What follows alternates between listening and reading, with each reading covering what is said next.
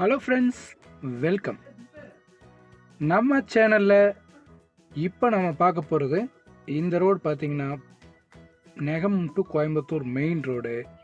இந்த மெயின் ரோட்லேருந்து தனி சப்டிவிஷன் தடம்,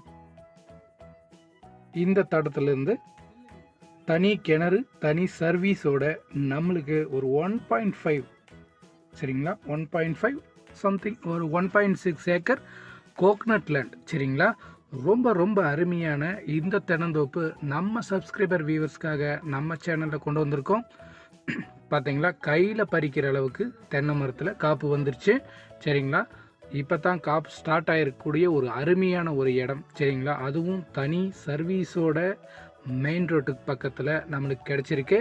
அருமையான ரெட் சாயில் லேண்ட் சரிங்களா.